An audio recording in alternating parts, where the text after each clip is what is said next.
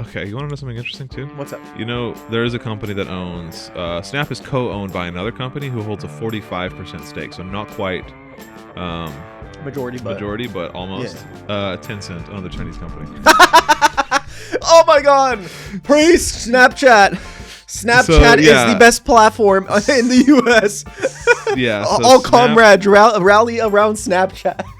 Snap is co-owned by Tencent, which holds a 45.43% stake. Wow. And NBC Universal, subsidiary of Comcast. Hey man, maybe the right wingers are right. Maybe China's taking over. I mean, maybe they are, man. I mean, but still, hell yeah. Hey, I'll be the first one here just fucking rallying for Xi Jinping as he walks down the streets of Seattle.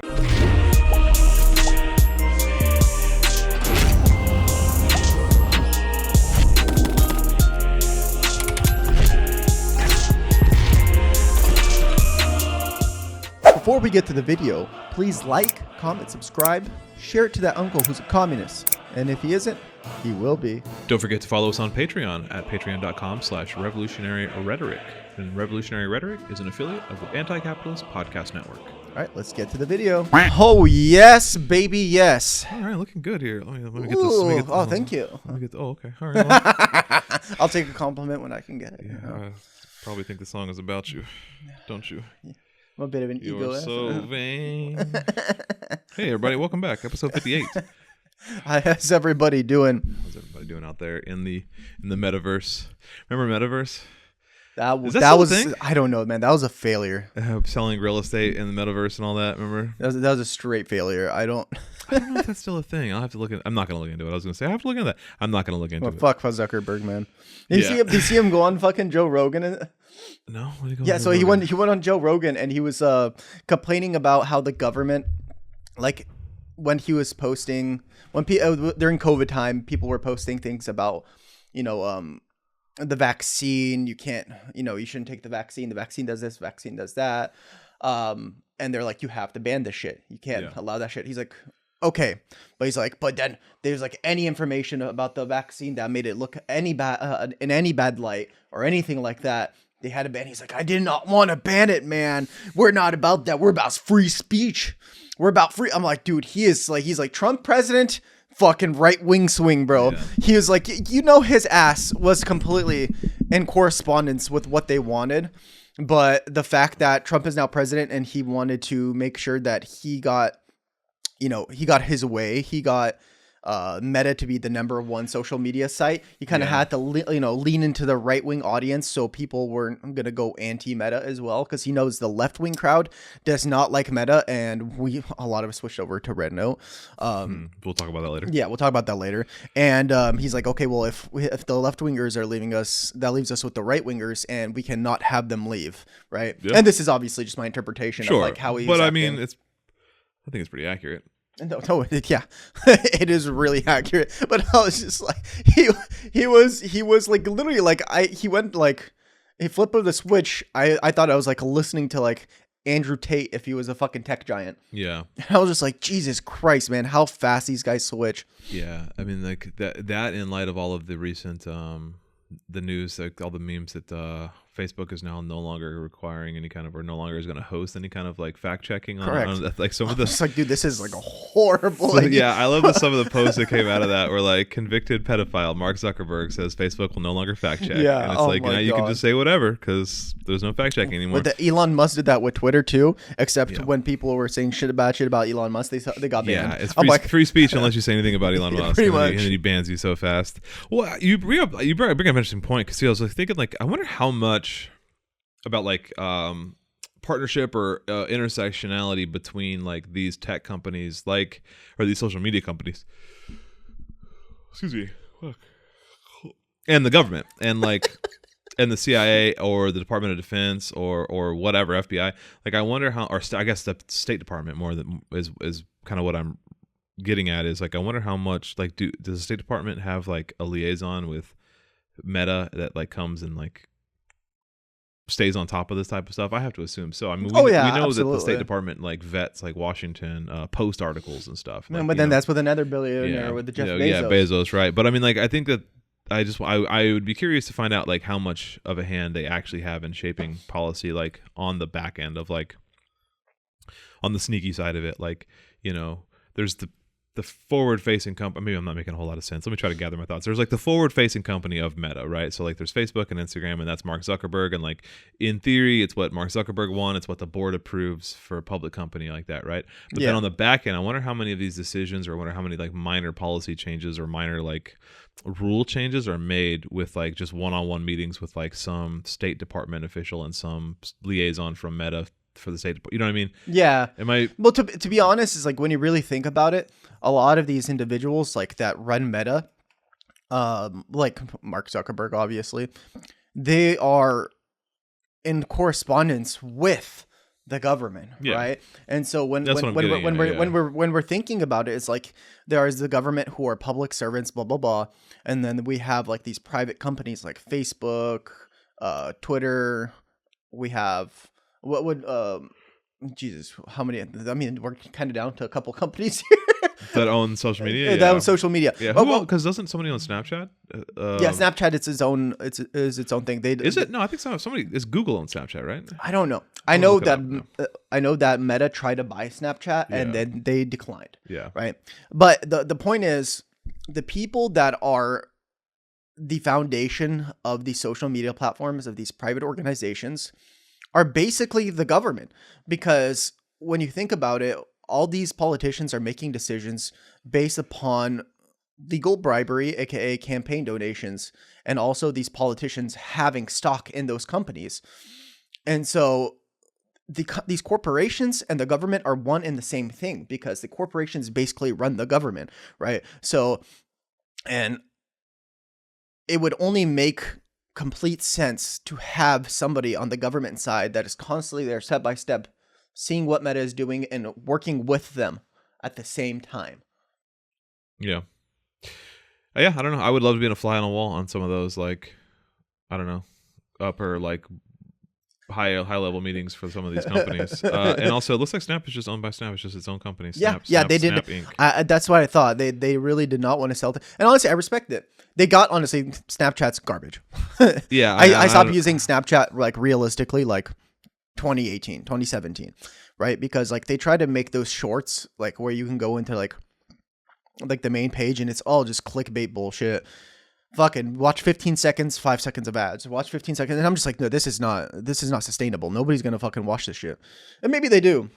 But I heard that Snapchat per view and per, like, per click, when whoever clicks on your, like, story on Snapchat, they actually pay more than the majority of social media sites. Yeah. Yeah, so they actually have, like, a good ratio. This is what I've heard. I'm not 100% saying this is true. Okay, you want to know something interesting too? What's up? You know, there is a company that owns Snap is co-owned by another company who holds a 45% stake, so not quite majority, but almost. Yeah. Tencent, another Chinese company. Oh my god! Praise Snapchat. Snapchat is the best platform in the U.S. Yeah, so all comrades rally around Snapchat. So the company was named Snapchat Inc. at its inception, but was rebranded Snap Inc. on September 14th, 2016, in order to include the Spectacles product and the Bitmoji, like the Bitmoji brand. Spectacles is under the company name. Spectacles product under the company. Snap is co-owned by Tencent, which holds a 45.43% stake. Wow. And NBC Universal, subsidiary of Comcast. Hey man, maybe the right wingers are right. Maybe trying to take it over. I mean, maybe they are, man. I mean, but still, hell yeah. Hey, I'll be the first one here just fucking rallying for Xi Jinping as he walks down the streets of Seattle.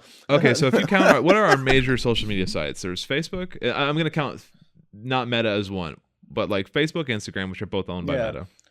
We got Snapchat, TikTok, Twitter. Am I missing one? Telegram, maybe? I don't know. I'm going to count those as the big five, right? Yeah. I'm also not going to count Reddit because I don't necessarily count that as a social media app. I know some people do, but I don't. So Snap, 45% owned by China. Twitter is owned by South Africa. By South Africa, the government. TikTok is owned by China. So out of 2.5, it's actually only 50% of our American or 50% of the social media sites are American, and they're both owned by the same person. Not that that's really worth anything, but it's just interesting that 2.45% 2.45 out of 5 social media sites are Chinese owned. Yeah, or, so it's or Elon Musk foreign and Mark owned. Zuckerberg. Yeah. I bet you they're like fondling each other's fucking dicks, like in the back room over there, because it's just them two. Yeah, I mean, I doubt it. Not that, but I doubt that, but for other reasons. But I just think that like I think there is real beef between Mark Zuckerberg and Elon Musk. Remember the whole like boxing or Oh MMA yeah, thing? no, dude, I swear to God, that was just staged. But I mean, was staged, man. apart from that, there is like real competition between those apps, right? Like X, formerly Twitter, and competition. Meta, Facebook. I don't know and if I would say Instagram. competition. Yeah, I mean, like as from a business standpoint, like there is like you want your users to be on your platform more than you want them on your Correct, competitor's but I think platform. Meta in general blows Twitter out of the fucking. Oh, nowadays for sure. Yeah. Yeah. Twitter used to be a really cool place. I love Twitter back in Yeah. the day. No. Yeah. The numbers after Elon Musk took over, the numbers have just been plummeting There's for the fucking last Nazis year. everywhere. It's just like 4chan 2.0, dude. It really is yeah. because like every time I go on there and no matter how many times, yeah, you got the top right button where you can click and you're like see less often. Constantly just popping up on my feed. And I'm just like reading this Twitter post and it's just like anti-Semitism, like blatant anti-Semitism, blatant anti-communism, anti-trans, just anti-LGBTQ in general. And I'm just like, bro, like how many times do I have to see click see less often for these types of posts not to pop up on my fucking feed? And the answer is 1,455,000 times, because you're gonna have to take off every single individual that are posting those things, and then even then new individuals are gonna pop up and it's gonna pop up in your feed. It is manufactured to pop up on your feed as literal propaganda from the right wing to coerce these young men, typically young men who are like this incel type of person. They're angry at the system. They're angry and they're taking this anger and they're like, it's because of women, Jews, and the freaking immigrants, know. And so Twitter is just like a fucking hellhole. It's a fucking Nazi landscape. And then you have Meta, and it's like Meta. Facebook isn't kind of far from it. I mean, Facebook is also just full of but it's not. They're not Nazis. They're just old boomers that are just kind of sharing racist memes. Like that's Facebook to me. It's like pretty much because nobody else goes on Facebook except old ass people. Yeah, and like business owners, I guess, and like people that are trying to network. Like here's another great the best fucking social media one that we forgot. LinkedIn. No, dude, MySpace. It's all about MySpace. Dude, bring MySpace back. It still exists. I still have access to my MySpace. Yeah. Really? Yeah. If you go to MySpace, it's my full name, so I'm actually comrades. We have to answer. My URL for MySpace, like, is myspace.com/ and you would set your URL, and I don't think you could change them. Mine is just my full name, first, middle, last, so I'm not going to say it. But yeah. I wasn't really great one for OPSEC back in the day, but let me see if it's still there. Yeah, as far as I know. There's no way you could still go on.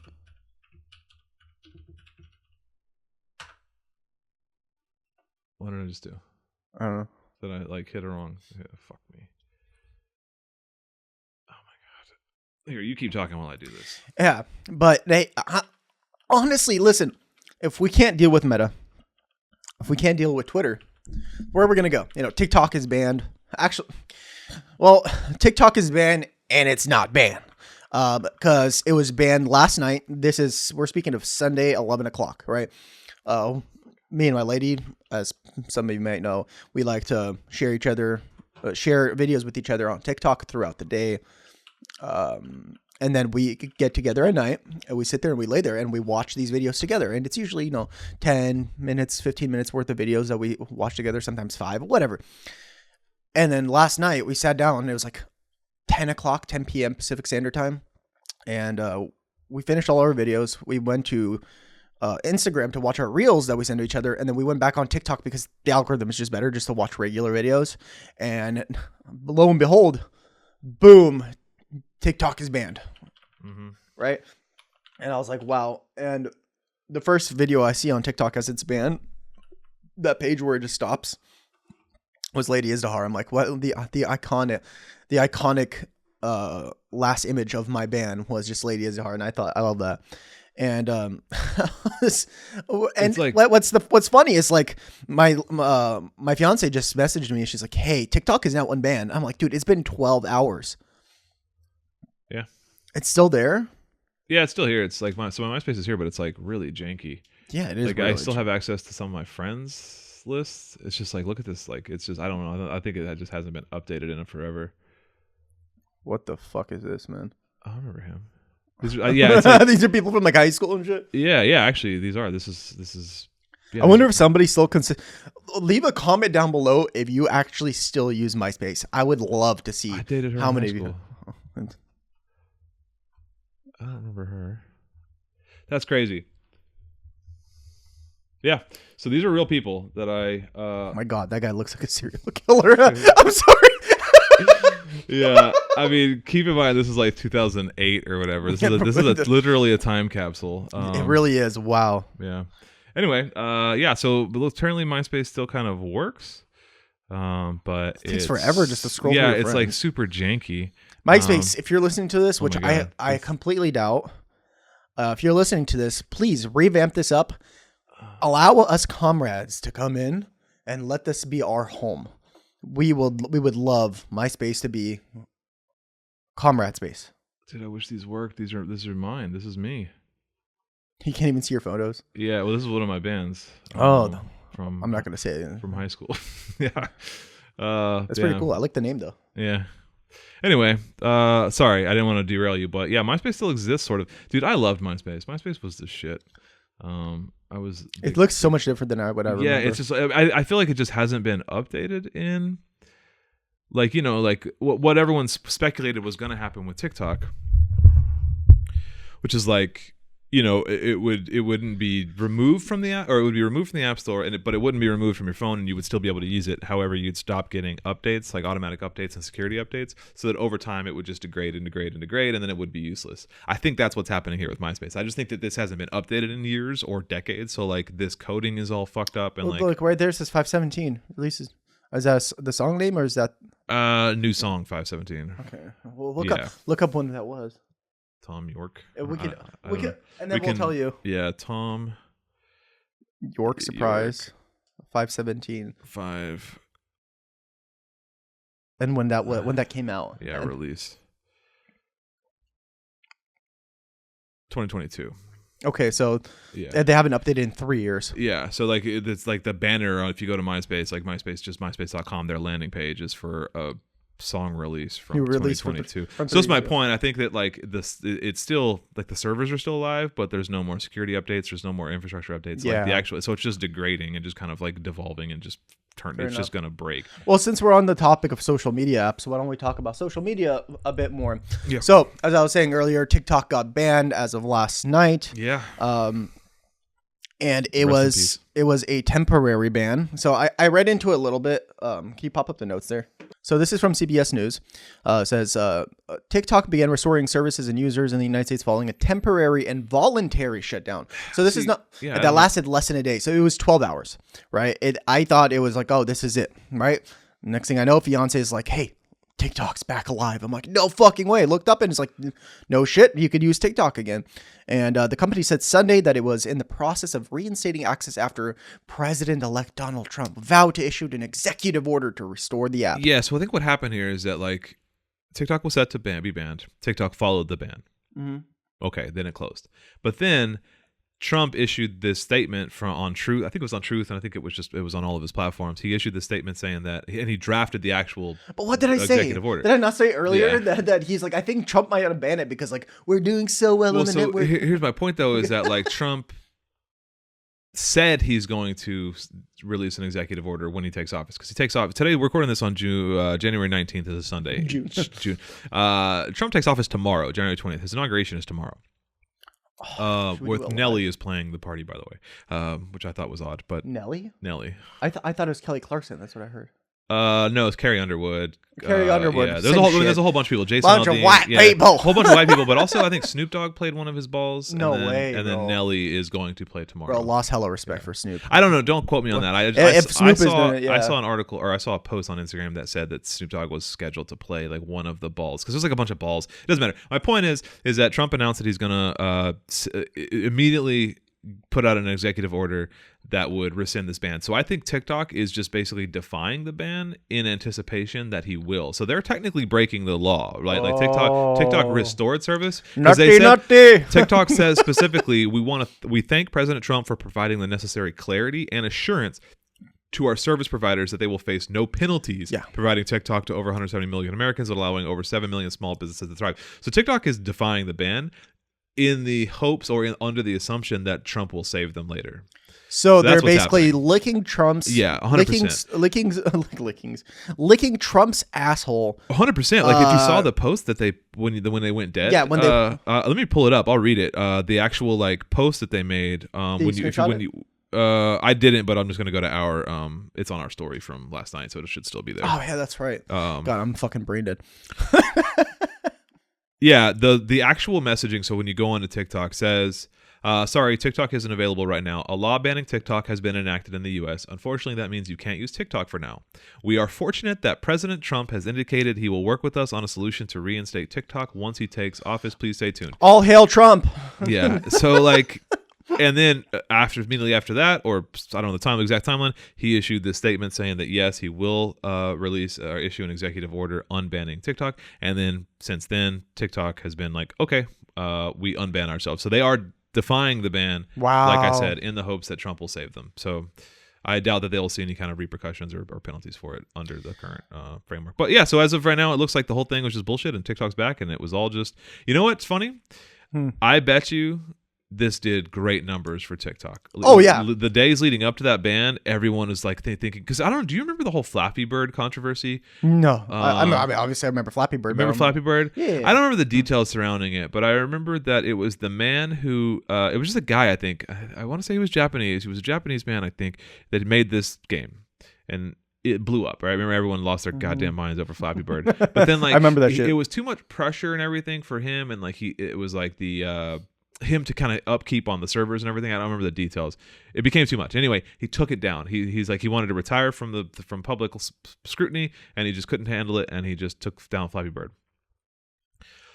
In leading up to that decision, Flappy Bird downloads went crazy, and then Flappy Bird was then pulled from the app stores, and you could no longer get Flappy Bird. Yeah. But Flappy Bird was not a like web-based game, or it wasn't a internet connected thing. So once you had Flappy Bird on your device, it was there forever. Yeah. Oh yeah. So all of any hardware that had Flappy Bird installed on it, you could buy like an iPhone 4 or whatever on eBay and it was like Flappy Bird installed $4,000 or whatever. Wow. So like all Holy if you had an shit. iPad or an iPhone that had Flappy Bird on it, I it was had all that of a shit. sudden, Man, I it was gotta all of a find sudden that phone. worth a lot more. I gotta find that phone. And man. I think it was like an inflated thing, and this didn't last long. It was like a bubble that burst, but like there was a trend, and there was this huge rush of like getting Flappy Bird. So I wonder, leading up to the TikTok ban, if there was a similar thing that happened where everybody rushed to download this app from their in light of it being, because like the original speculation was that it would still work. It would just be pulled from the App Store, and so everyone rushes, downloads it from the App Store, knowing that it will no longer be available, but that they will still have access to it for the next year or two until the software kind of degrades for lack of updates. So I think that the download numbers leading up to Sunday probably spiked, and then they reinstated. It's in the news Yeah. every day now. I'm just wondering, this has just got to be doing great for TikTok stock prices. They're a publicly traded company, I would assume, right? TikTok. They have to be. I'm not sure. I'm not the man to ask. I don't know shit about stocks, to be honest with you. Well, you know, like if you take a public company, it can be traded on the open market, right? Correct. So I just don't know if they're public. Yeah. Yeah. I mean, we've been talking about it so much. I should probably know this. I assume it is. No, TikTok is not a publicly traded company. That's what I figured. It's a Chinese company, man. Yeah. They're not gonna. China doesn't, for the most part, doesn't believe in public companies for the most part. So I wouldn't be surprised if that ByteDance didn't go publicly. Yeah, so I wonder. I think that means that it's like revenue is not publicly because like it's public data, like it's public information. If Apple shares or whatever, like anybody can look at Apple's like quarterly reports because it's a publicly traded company, right? So like that stuff is open access for the most part. I think there are some limitations. I'm not an expert, but like I think a company like this is not. So I don't think we have that data of like how many people we can speculate. So we can speculate, which is it's a very plausible speculation. Cool. So yeah, that's TikTok's back for now. So we'll see. But presumably it's back for good now, and the whole thing is over. Yeah, I would like that. One thing I do have to say to anybody watching this, if you're watching this already, you're most likely a fucking communist or some sort of lefty. If you are one of those, do not fall for the whole savior complex. I was watching a video last night about this German girl explaining, is like, this is literally what Hitler did. He came back and acted as a savior. He reinstated certain things. And he's like, if Trump does come back and reinstates TikTok, they're going to basically praise Trump. The Trump is going to get a boost in ratings from young people. 100%, yeah. From young people. And that is, again, kind of fucking genius. Yeah, he's like, let's leave this here, whatever. The Chinese have this bit of information. But now we can really control them a bit more, because if they're going to make a deal between Trump and them, they might have some sort of deal with TikTok, with the CEO of TikTok, to have some sort of propaganda mechanism for Republicans, or banning some more left-wing stuff. So yes, Trump, if he does reinstate TikTok, great. I'm not going to allow him to have like the victory complex of like, I did this, but also remember in future instances that when this does happen, there will be more propaganda, right-wing propaganda on TikTok. Yeah. And also he will get a growth of popularity from the youngins, which is not good, because right now yes, TikTok, the ban of TikTok is banned, but what it did happen was grow class consciousness from the millennials and Gen Zs even more. So I almost want the TikTok ban to be completed, because it's more people are going on Red Note, more people are emphasizing that this is literally just corruption upon Congress, because Congress literally has fucking stock in Meta. And so this is blatant corruption, right? And if Trump does the opposite of like allowing it to exist, it almost looks like he's not the corrupt one. And I don't want that.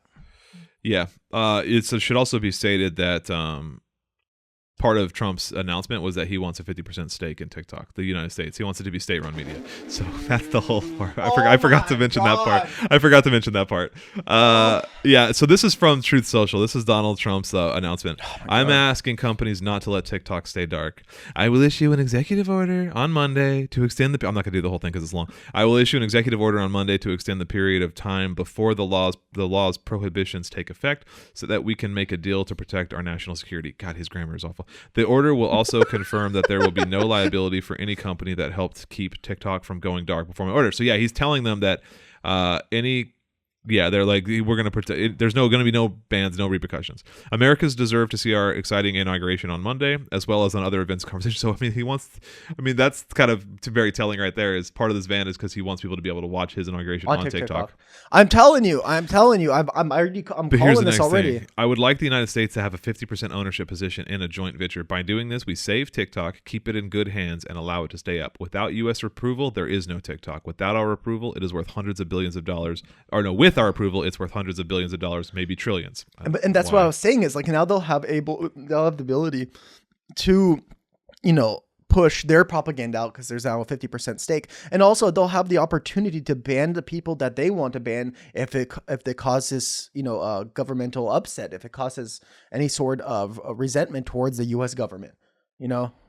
So it's, at the end of the day, it's like, yeah, but TikTok got saved, but at what risk? TikTok got saved, but at what fault? But so then moving on to our next subject. Well, we got to talk about Red Note, right? Exactly. That's what's got to be next. Moving on to our next subject, since people from TikTok have been fleeing. TikTok was supposed to be banned. There was a whole refugee crisis called the TikTok refugees that moved to Red Note, which I thought it was hilarious. Yeah, this massive exodus. The first real mass exodus of white people as fucking refugees. Yeah. Since like the 1600s to America. So let's see.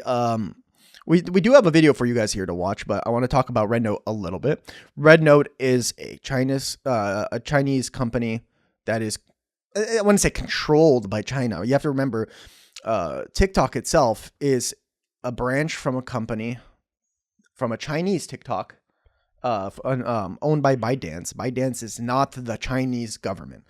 ByteDance, just like Red Note, are Chinese companies that are basically in cahoots with the Chinese government, which you could say, oh my God, how are you going to be? You have to understand that China has a strict policy of what can be placed on their internet, on their social webs. That's why they have almost everything different than the rest of the world has, is because they want to make sure they control any sort of Western propaganda, Western imperialism, any sort of kissing ass toward the American imperial empire or the West in general. And you might see that as, censorship of free speech. They see it as they're trying to maintain their nation from falling apart. And they have done so spectacularly, because any nation that succumbs to Western propaganda ends up falling apart. And God damn it, what country has not fallen apart? China.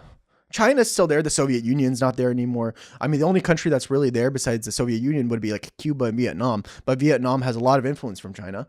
Yeah. And also Cuba, just resilient motherfuckers. I respect the Cubans very much. Shout outs to Castro. Shout outs to the Cuban government in general. Bless me, senpai. And so, yeah, Red Note is just basically another company that they have in China. And it's kind of more of an Instagram than a TikTok. Yeah, it's mostly like an Instagram. Yeah. It's just a photo sharing and then like a comment. But it's great. Thing.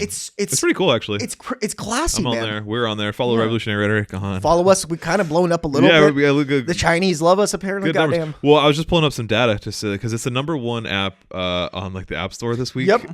They have seen 3.4 million users since Monday. Which is up from about 700,000, I think. So it's like it's exploded by like a factor of almost 5. Like it's just been crazy numbers of people going over to Red Note. And the coolest thing about all this is that it's just completely opened up this free exchange of like ideas and conversation between Americans and Chinese folks. This is the last thing they wanted. Dude, some of the screenshots of these conversations are so great. It's just like so eye-opening. All of these Americans are just actually having conversations with Chinese people like directly. Yeah, and they're seeing also the Chinese lifestyle. They're like, oh, China's poor, working in factories, sweatshops, child poverty. Nothing has been as good for like just removing the shroud of like this evil communism than this. Because like everyone is like, oh wait, so it's a normal country that's just like has free healthcare. They literally have all their other shit too. Yeah, and that's they don't pay for housing in the way that we do. It's just been so great. Everyone has just been like, oh, we were lied to our whole lives. China's amazing, and also America's trash. Yeah, like, and that's like been the recap. Right there, just 3 million people radicalized. Yeah, it's been so great to see like all of the lies and propaganda debunked from America. Yeah. About what it's like in China. And I've never seen so much appeal and approval of socialism and communism till this point. 100%. It has increased like crazy. This is the fucking moment. Yeah, it was like 3 in 5 millennials are like okay with communism like a month ago, according to that. Like whatever it was. 1/3. 1/3. I bet you that number has now I have like a positive doubled. view of communism. Yeah. That number has got to be not doubled, but that number has got to be moved up just because of this open exchange of ideas. And like not for nothing, but that's what like the fucking people in democracy are always like railing on about, is like a free and open exchange of ideas is core for a democratic nation. And it's like, this is it. When you actually show people the truth, it's like, oh yeah, China's awesome. It's America that fucking sucks. So, yeah, absolutely. And a lot of people already knew that. They just didn't see what are the options, what are the alternatives, And I was talking because like people were moving to Red Note and they were experiencing like a TikTok ban. It's like, isn't this free speech? Right. And then like people are starting to post videos like in the last week on TikTok. It's like, this is ridiculous. We're supposed to be like the freedom of speech. It's like, where's the freedom of speech? China's supposed to be the communist fucking crazy government that bans everything and is insanely strict on everything. And here is America fucking banning social media. Here's America like literally taking governmental control over private companies because they don't like it. I was like, isn't this almost like like, God, what's the term when they? It's just projection. Yeah, it's like a role reversal and just projection. And people are like, "Yo, look at this!" Like the regular Joe Schmo was like, "Look at this projection." The whole time, I thought we were the freedom. We were the freedom country. We were the country of like open democracy and open speech. And now, I think the veil has been revealed. I think this has been the best like thing to. Yeah, like I said, remove that shroud, lift that veil, and like really just kind of show people that like you've been lied to, and like there are better ways to do things. Capitalism is not working, and America is a failed state, and China is flourishing. It's time, and I think what will be the nail in America and America's capitalistic coffin. I went to nail in the coffin. Yeah, America's coffin nail. I'm sorry, I'm an immigrant. This is my second language. Okay. Immigrants. I think will be the final nail in the coffin will be when Trump takes office, and then after Trump's entire term of 4 years, and the economy is still garbage, and he keeps spouting how we have the best economy on earth. Oh, we're gonna talk about that because the Secretary of Treasury confirmation hearings is talking about all the tax cuts they want. Exactly. And I'm like, oh god, this is gonna destroy our economy. Yeah, we'll talk about that in a minute. It'll. But I think that will be the final nail in the coffin, because when all this shit happens and America's economy fucking plummets to the earth, that will be the final radicalizing point. And quote me now, hear me now, quote me later. You're struggling, man. Yeah, I'm struggling. Hear me now, quote me later. That when that comes to terms in Trump's third or fourth year, there will be the biggest radicalizing movement in U.S. history. I believe so. I honestly, certainly believe so. Because now people will have this veil that is unveiled, I guess. A veil that's unveiled. A veil that's unveiled. All these things are happening where they can see pure corruption, and this because of like things like TikTok and the economy being so garbage. The white moderate is starting to kind of not radicalize, but kind of educate themselves and indoctrinate themselves in like realism. Like, what is real? Because they're saying, oh, under Biden, this shit is happening. Look how bad the economy is. Well, when Trump takes over, it's not going to get better. It's not going to get better. Believe me, it's not going to get better. And so what happens is people's like, well, Trump's wrong too. So what is the answer? And we're over here like, Hi. Hi. We've been here the whole time. The whole motherfucking time. Well, I don't know. There's a whole lot more to say about Red Note, but I'm just really curious to see how the U.S. government responds, because they crack down on TikTok, which is kind of like vaguely Chinese. Red Note is straight up Chinese, like Communist Party, like, and I'm like, I want to know like what is the U.S. government gonna do? You know.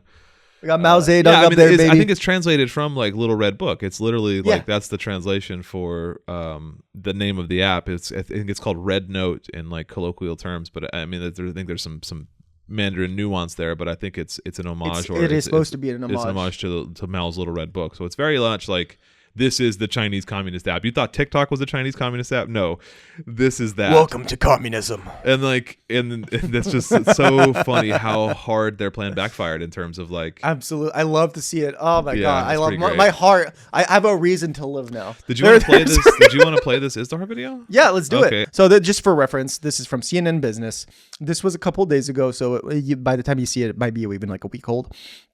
On the front cover is our fantastic lady, Izahar, and it's talking about how TikTok users are flocking to a surprising app as U.S. boom looms, right? So this is about Red Note. Yeah. So let's go. Hi, who else is here from TikTok? Hey, y'all. We're from Texas. Thank you for welcoming us to the app. We do not trust TikTok will ever embrace American values. With TikTok's future hanging by a thread, a huge surge of users are flooding a surprise alternative. This is so much better than TikTok. Red Note, the English name for Xiaohongshu, meaning Little Red Book, drawing comparisons to a collection of Mao Zedong's quotes, small enough to carry around.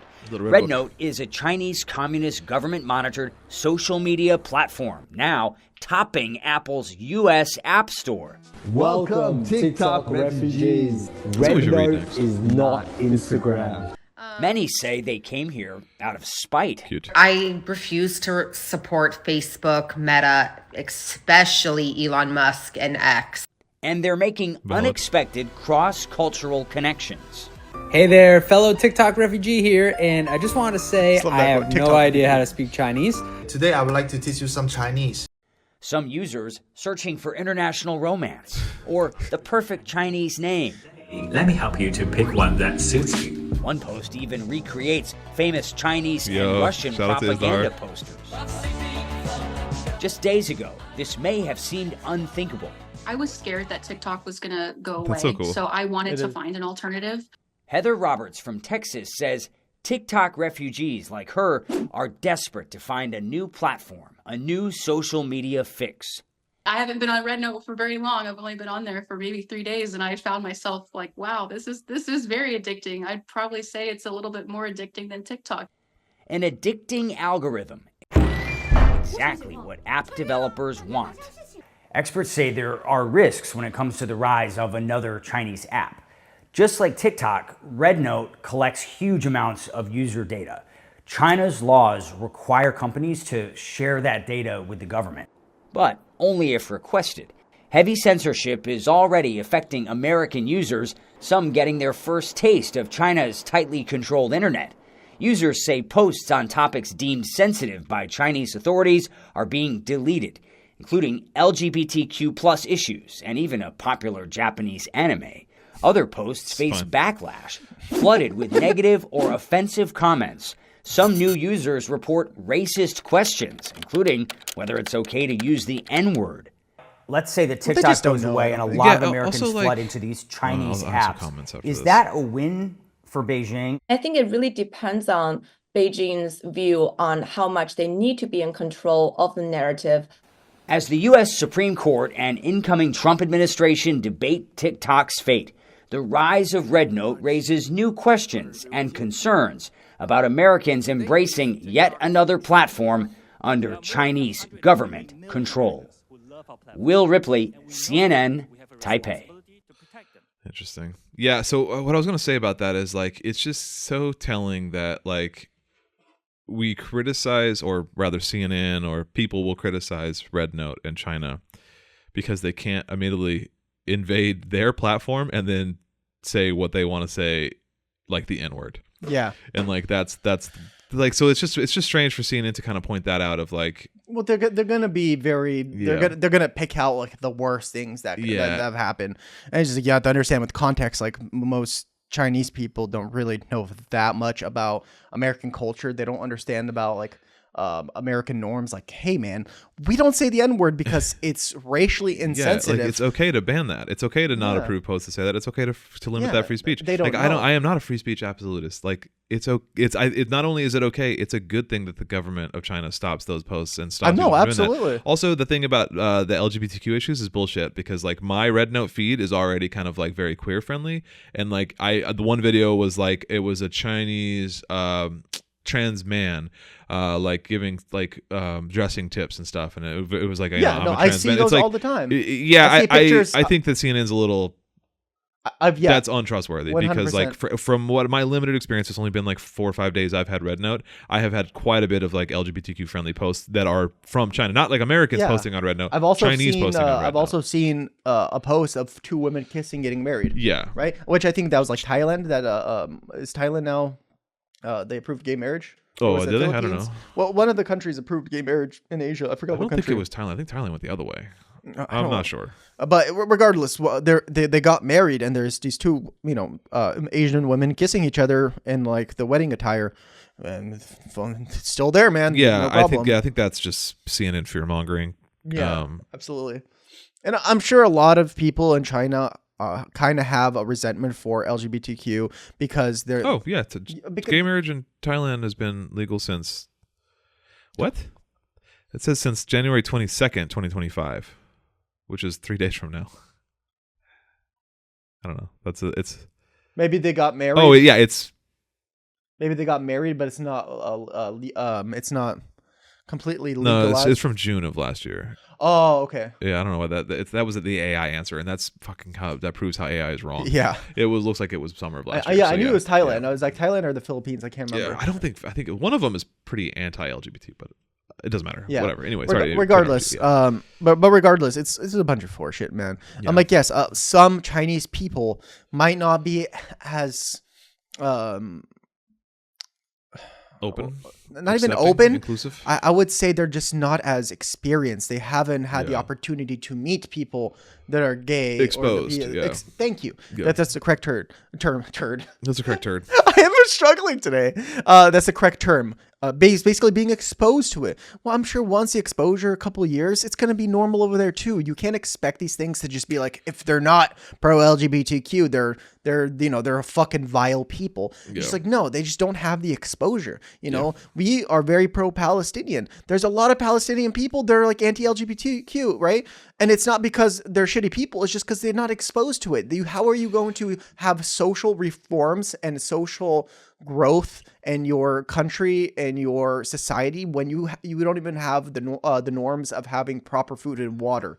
Yeah, right? But that's all the more reason to like support and like embrace apps like this where there is that cross-cultural exactly experiences, and where they can get exposed to American LGBTQ culture, not like the culture, but like, and then also likewise that can exchange, and we can be exposed to more Chinese culture, and not just communism, but just Chinese culture and daily life in general. I think there's only positives to this. The thing is, that's what I'm saying by Chinese culture. Chinese culture is communism. In a sense. Yeah. Not all of it, of course, but part of it, it's infiltrated. It's integrated. It's baked into their whole like exactly worldview. And we're like, oh, these people don't have nice cars or these crazy businesses or blah, blah, blah. And then I'll see a video on fucking TikTok, a Chinese woman driving this like purely electric car, nicer than most people that I know driving around here on their way to work as an independent woman. And you're just like, yeah, I thought this was a fucking poor country. Like 80% home ownership among millennials, like 90% home ownership among like all generations or something. It's just crazy. Just tell that to anybody here that's a millennial or a Gen Z, and they'll be instantly radicalized. Yeah. That's it. Yeah, that's enough for me. It's like, dude, just to buy a home. I want to buy a house so bad. Me and my partner, I almost said their name, but I'm getting better. Me and my partner are like looking at houses, and we're just like, dude, what the fuck? Like, it's just not gonna happen anytime soon, at least. Well, cool, man. Let's see. Let's quickly go through the fire updates, because there's not a whole lot to say there. Yeah, no. All I was looking up was that like the Palisades fire is now a little over 50% contained as of a few hours ago, so that's good. It looks like it's starting to wind down. And then I pulled up the total death count, which I think at last count it was 14 or 16. I want to say last week. Now I think it was I just saw 37, so it looks like the total kind of death count is 27 dead. And again, that'll probably go up as they start kind of like going back through the burn area and like clearing debris, clearing rubble, using cadaver dogs to kind of search. But it looks like all in all it may be dying down. Over the weekend and the last couple of days there were some pretty severe winds in California that once again just made it really difficult. But as of now it's kind of starting to wind down. Yeah. So shout out to the firefighters in California. Yeah, I mean they're doing what they can, with what they have. I mean, we don't blame them at all. This is more of a systematic thing that nobody was prepared for, because with nobody fucking in this country, no governmental system really recognizes climate change as a real thing, and if they did, they don't really make any actual attempts at making sure to deter these future instances. Yeah, how do I phrase this? Guess what doesn't make that also hopeful? The confirmation hearing for the EPA director says that climate change may be real, but it's not our job to do anything about it. So that's cool. That's good news. Okay. Well, I mean, with that, let's go with the confirmation hearing. Yeah, so I can kind of run through these recaps. I've watched a couple of them. There's been like 9 so far or something. They're kind of just rapid firing these. The votes won't take place until sometime after the inauguration. I forget when exactly. And I should also preface that like these confirmation hearings are largely just for show. Republicans control the Senate 53-47. It would require at least 2 Republicans, or I guess at least 3 Republicans, to break with the majority and not vote against any one of these people. And I doubt that's none of them would happen. They would be ostracized. Trump would fucking, they'd be terrified of Trump, because like that would be like 1 or 2 voices standing out against Trump at the beginning of his term. There's no way that's going to happen. Absolutely. So even the more moderate Republicans are going to fall in line. So the whole thing is largely just a fucking circus. It's just a farce. But yeah, I watched Pete Hegseth's, a lot of it. I watched some of Marco Rubio's. I watched some of Kristi Noem's. I watched I think that's it. I was just kind of tuning in and out, and like, dude, like the theme from all of them was that like none of them, well, with a couple of exceptions, none of them were about any type of policy. In particular, like Hegseth was really bad. It was only about like his drinking. One Republican asked him how many push-ups he could do, and like it's just like it was absolute bullshit, dude.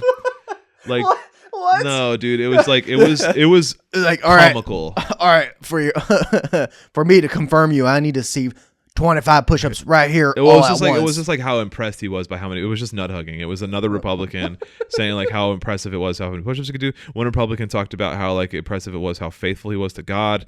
Then like it was just like, but like one Democrat brought up and was just like, what is the like, and it was like this technical question about like the military, and he like was like, oh, I'm not sure. And she's like, that is like 50% of your job. You are unqualified for this job. And she was just fucking railing at him, and it was really funny because like he is absolutely unqualified. Absolutely. Like, there is no world where this man should have this position, and he will get this job. And like that should be scary because he's now the guy in charge of all of the military, and he thinks that women are inferior to men. That they shouldn't be in combat. He thinks they shouldn't be combat, but it's more than that. He thinks that they're inferior to men, and that he said on Ben Shapiro, or was it in his book? I forget. It was Senator Elizabeth Warren was questioning him, and she had all these quotes about like all the shit he said of like women. They should be in the kitchen, basically. They should be moms. They don't belong in the army. They don't belong in the military. Certainly not in combat.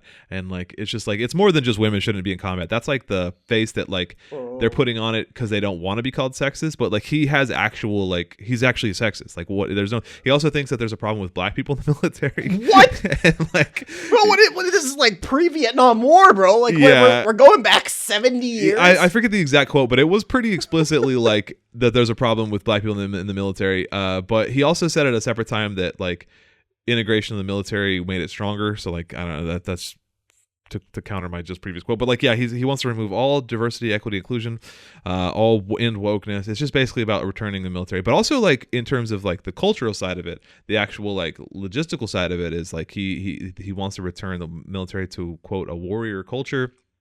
It's lethality. The Spartans. It's like lethality, this warrior culture, and like basically it's all just code words for like, you know, readiness, invasion readiness, like be prepared. And like that coupled with all the shit Trump has said about invading Greenland. So he's and like, shit, yeah. Let's create imperialism 3.0. Basically, yeah. It's just I think like you guys ready for another 4 invasions? Our next one up, Azerbaijan. Let's get it. Why? Let's get it. Because Azerbaijan aren't real Turks. Only Turkey can exist. I'm just kidding. Azerbaijan. Yeah, but Pete Hegseth have real strong feelings about the Turks. I wasn't aware. No, I don't. But he would just. I mean, why did we invade half the countries we invaded? Yeah, that's fair. Well, oil. Well, okay. Well, there's a rhetorical question. I know it was oil. Don't get me wrong. Yeah. But it's kind of like 9/11 happened. The guy was from Saudi Arabia. Part of Al Qaeda, which is stationed in Afghanistan, was living in Pakistan. God damn it, let's invade Iraq. Yeah. Right? So it's just like, that's what I'm saying. It's just going to be some random country. Yeah. So anyway, like my theme about all of this too is like, the theme I picked up from every one of these with a couple of exceptions was about how like previous confirmation hearings, at least some that I watched, it was actual policy questions. It was like, what do you think of this? If Trump asked you to like, you know, do this part of your job, you know, would you do this or whatever? And like none of them answer those questions, and very few people ask those questions because it wasn't about you are qualified for this job. How would you do it? That's how a confirmation hearing should be. There should be this baseline understanding that they're qualified for the job, and then the hearings get into the specifics of how they would execute and implement that job, right? The different nuances of their beliefs within the job, what they think the role of that job, what they think the scope of their job should be. None of that applied, and none of that happened this time around because all of the questions were centered around just how they aren't qualified to begin with for these jobs. Yeah. So like it's really unnerving that like we don't have a whole lot of information about what these people will actually do once confirmed, which they're going to be confirmed. Yeah. So like it's actually pretty scary. There were a couple of exceptions, like Marco Rubio, for what it's worth, came across as like really competent and professional because, not for nothing, he's like a career politician who's been he knows how to pull strings. He knows how to play the game. I don't agree with his politics, obviously, but he is a competent politician, right? Like Trump is an incompetent politician. He's like a bumbling Mr. Magoo. But like Marco Rubio and like DeSantis, for example, are type of guys that like they are good at what they do. What they do is evil, but they're good at it. Well, yeah. Like Hitler was a fantastic leader, a shitty person. Yeah. So like Marco Rubio, watching Marco Rubio answer those questions, I was like, damn, he comes across as intelligent and competent and like he knows what he's talking about. What he's saying is awful. So like the things he's saying are garbage, but he comes across as really competent. If you compare that to like Kristi Noem, who like it just sounds like an idiot the whole time. And like, you know, I was watching Ruben Gallego asked her some questions about like the border. And she just like has nothing to say, and like it's just nonsense, and it's just she said I don't answer hypotheticals at one point, and it's like that is literally that's a job interview. It's like what would you do if this happened? What would you do if this happened? She's like, well, I don't answer hypotheticals, and I'm like, then what are we doing here, kid? Yeah, like what? Absolutely. It was just wild. Oh, one thing Marco Rubio said is he wants to militarize like to stop he wants to wage war on classify the cartels like the Jalisco Sinaloa cartels as like state terrorist agents, and then like wage war on them basically. So like that was a little scary. Oh my god! But no, like basically nothing good is coming out of these. The EPA director confirmation said that he thinks climate change might be real, but it's not up to us or it's not our responsibility to do anything about it. Basically, which is like, well, that's not good for like the COP conferences and like all of like the Paris. No. I mean, essentially, what they're gonna do is place somebody that's literally anti-EPA into the EPA. That was already a fucking given, right? And so he's just gonna say things to make him just good enough, squeaky clean enough to pass. Even some Democrats might vote for him. Yeah, so I don't know if there's like much else to say about it. Like the point isn't like to get into detail about each one. It's just about how all of them are awful. Yeah. I can pull up the rest of the schedule for who's next. Well, while you're doing that, I do have to say that right now would be probably the best time to create a unified communist or socialist party. You don't even have to use communist, man. Just use a unified socialist party. I don't care. Well, I do kind of care what party it is. Here, let me explain. With the Republicans being like fucking monsters, we all know the Democrats are corrupt. The Democrats are ineffective, and basically just a soft pillow for the Republicans to pound their head against the backboard. Right now would be the best time to create a unified socialist party and actually push, whether it be into Congress members, or it would be really good to have some sort of like a labor leader front where if shit does go down, we have an organization that will lead us through a rebellion, a revolution, whatever. Right. Yeah. PSL is a really good start because it had probably the largest socialist party. So if all the other socialist parties kind of combined with it, we could actually get up numbers. The Green Party would also be good if we combined with the Green Party.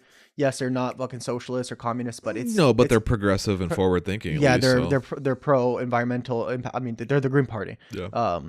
And so we could have like just like in France, they had that coercion of multiple parties coming together. Yeah, the coalition. Yeah, the coalition. Sorry, coalition. You're struggling today, bro. I'm struggling today, man. It's okay. Yeah, but we can have a coalition of parties to make like one major party with sex in there. But this is, I think, if we're gonna do this democratically, with a Western liberal SECTS. SECTS. Yeah, you said. I was just clarifying because you said sects. Sects. Yeah. I'm a Washingtonian. We drop certain things like we don't say water, we say water. But we use a D as a T. Water? Yeah, water. Oh, is that a Washingtonian thing? Yeah, it's like Pacific Northwest. We drop all of our T's, turn into D's. Oh. Yeah. Okay. Like I didn't know that. I'm not a Washingtonian. I live here, but I'm not from here. How would you say? How would you say if somebody's like coming to your table to give you food, like at a restaurant? What do you mean? Like dropping off food? Yeah, like serving. Who's a server? What's another name? A waiter. Waiter. Yeah, we say waiter. Waiter. Yeah. I say server, I guess. But, yeah. All of our T's drop into a D because we're fucking lazy. I didn't totally mean to derail you there. You were on a roll. No, I don't even know where I am now. Anyways, you're talking about building a coalition force like that. Yeah. Now is the time. That'll never happen because all Democrats are controlled by like corporate lobby interests. So like, what I'm saying is not the Democrats. That to happen. No, I understand that, but I'm just saying that. I'm saying is if we're gonna do this in a Western liberal democracy type of way, this is now the time to do this. Otherwise, it's either that or some sort of physical revolution. So, if we want to go the peaceful way, we can try, but we have to come together. And this is kind of a crucial moment in history with Trump being for the second time. And honestly, this is probably the most fashy government we've ever had. It's good. Yeah, we're up there for sure. Yeah. Yeah. All right. There's a ton more confirmation here. I pulled up a list, like I said. Elise Stefanik is one of the bigger ones up next. The people left aren't really like super firebrandy. Doug Collins, Elise Stefanik, Russell Vought, Brooke Rollins. A bunch of people haven't been scheduled. Interestingly enough, Tulsi Gabbard and RFK Jr. have not been, and Linda McMahon, who are actually those are kind of the three that I'm also like really looking for. They haven't been scheduled, and also. People are kind of like speculating like what's going on, or why aren't they being scheduled? Like maybe are they going to get dropped? Is there somebody else? I don't know. So RFK hasn't been scheduled, and there's no news on when it's going to be scheduled. I don't think they're going to drop. I think. Yeah, I don't know. I think. I wonder if he can just. I wonder if he can just be like, yeah, we're not going to do it for them because they're just going to be automatically be appointed. I think that's people just looking to like coming back from the holidays, there's the inauguration going on. Not everything's being scheduled, and I think people are overthinking it and be like, "Oh, ARFK hasn't been scheduled. Does that mean that there's drama?" Out of all the people, I think RFK, yeah, RFK is going to stay, and Gabbard's going to stay.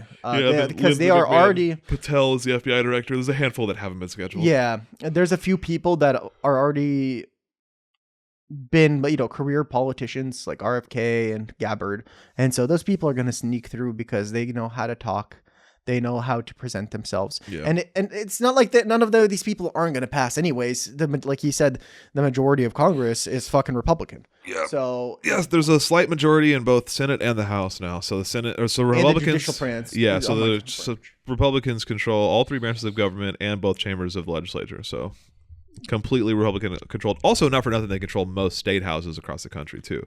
We're fucked. Yeah, so we're kind of fucked. Yeah, most state governments. House, Senate, Supreme Court, President, most state houses, a lot of governors. Like it's they have a mandate, and if Trump wants to just issue bans after bans of like any kind of trans issue or like border stuff or whatever he wants to do, basically there's not a lot in the way that's going to oppose him.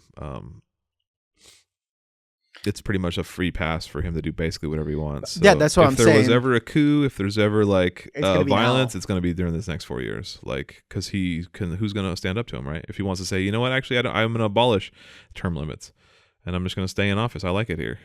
Absolutely, I can definitely see that. Nobody. Yeah, you think fucking I don't know, who's a Republican governor? Greg Abbott, DeSantis. You think any of those people would stand up to him? No, they're all fucking no, because pussies. then they'll be like, well, yeah, that sounds good. I want to abolish term limits. I'd like to stay governor of Texas forever, right? So I don't know. I mean, that's speculation on my part, but yeah. All right, I think that's gonna call it for us. We have one more piece of news, but neither of us really know much about it, so I think we should do a little more research, get all the facts, come back in a week, and talk about that. All right, cool. Because we've been going for over an hour, so I think we're good here. I think that'll be it from us today. Yeah, awesome. Well, we're back. We're back in person. Appreciate you all for being here. Give us a follow on I guess you could try following us on TikTok. We'll see. Follow us on TikTok. Follow us on Twitter. Follow us on Instagram. And follow us on Red Note. We are on Red Note now. I am personally on Red Note quite a bit now. I think it's fucking fun. I think it's cool. I think it's just so cool to be able to just talk to Chinese people and have real conversations. I've started doing Mandarin. I feel great. Like my soul feels great as I'm providing the Chinese government with data. Just data, yeah. I have zero regrets. Kamehameha, but I've been doing Mandarin again on my Duolingo, getting that back because Mandarin's fun and it's a cool language, and my Spanish is pretty good, so I think I can pause all my Spanish and then we should both start learning Mandarin. Let's learn Mandarin. Let's learn Mandarin together. Let's do it. Well, follow us on all our socials. Revolutionary Rhetoric podcast, wherever you get your socials. Follow us on Discord. Go join our Discord. Revolutionary Rhetoric. We do have a Patreon. It's free, so if you want to see any kind of behind the scenes stuff, just saying, we don't post too much stuff there. Pretty limited. Too many things. It's free, so we don't prioritize a ton of content on there. But there is some behind the scenes stuff, bloopers, kind of extra videos, especially stuff like when we have when we go out, which we're trying to plan to do more now. Go out on the road. When we go on the road, we're gonna have a lot of stuff that's been on the road. That is not going to go into the video because it's more personal or just doesn't have anything to do with the situation. It's just fucking talking shit in the car. Yeah, that. As always, Revolutionary Rhetoric is an affiliate of the Anti-Capitalist Podcast Network, so make sure you go ahead and give those guys some love. And that's it. I think talked about our socials. Give us an email, leave us a 5-star review, like, comment, subscribe if you're watching this on YouTube. If you're listening to the audio version, give us a review. Head over to YouTube and subscribe. If you're watching us on YouTube, head over to the podcast audio version and give us a subscription. Absolutely. And I can't explain how much a review or just leaving a rating for our audio portion is really crucial. It helps us out. It really helps us out. That is how it expands and we get into the algorithm in the audio podcast world. I have a question for the audience. What book we read? Michael Parenti's Black Shirts and Reds and had a really good discussion, and that episode did really well. We want to do that again. So I read a Mao book. Episode 6.5 was me reading Combat Liberalism. And then we read and discussed Michael Parenti's Black Shirts and Reds, which, like I said, that episode did really well. We want to do that again. We want to read another book and have another book discussion. I think it's about time for that. I suggested State and Revolution just because that's kind of the quintessential like building block for like implementing Marxism. I just ordered a hardback cover of it. Oh, so you want to do that? I was thinking in light of Red Note, maybe we do another like quotations from Chairman Now. Maybe we do Mao's Little Red Book. Yeah, let's do it. Let's do. I like that. Let's do Mao's Little Red Book. So I have my copy there, so it's pretty convenient for me. Absolutely, I'll order it off of whatever website, Jeff Bezos.